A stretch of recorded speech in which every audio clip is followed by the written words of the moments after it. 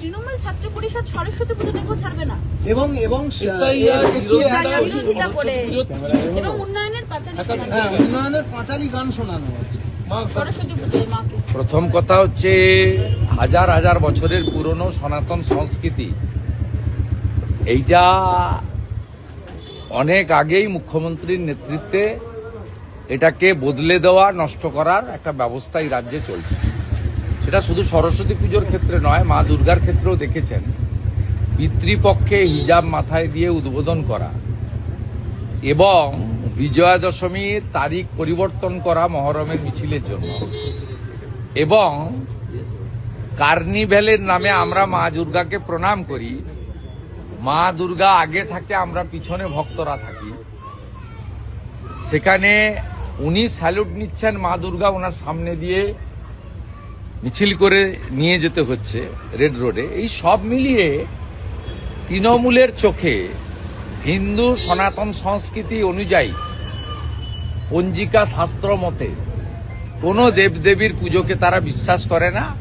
তারা মনে করে এটা একটা ফেস্টিভ্যাল, কালচারাল প্রোগ্রাম, এতে সুরাপান করা যেতে পারে, এতে পরকিয়া করা যেতে পারে, এতে যা খুশি করা যেতে পারে।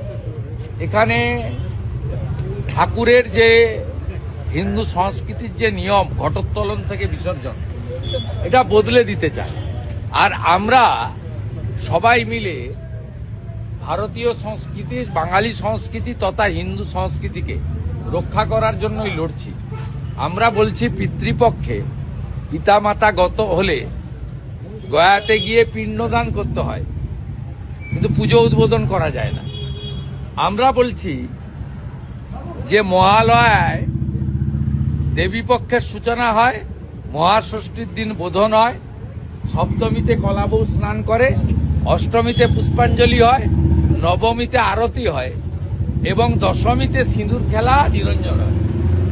এইটা বদলে দিতে চায় তৃণমূল। তাই সরস্বতী পুজোর ক্ষেত্রেও একই, সেখানে রাজনীতিকরণ এবং তথাকথিত সেকুলারিজমের নামে, যেখানে বাংলাদেশে অসুরের দাঁড়ি রেখেছিল বলে একাধিক পুজো কমিটির লোকেদেরকে জেলে পাঠানো হয়েছে, 320টা এফআইআর হয়েছে, 400-র মতো জায়গায় ওখানকার পুলিশ গিয়ে অসুরের দাঁড়ি ছিঁড়েছে।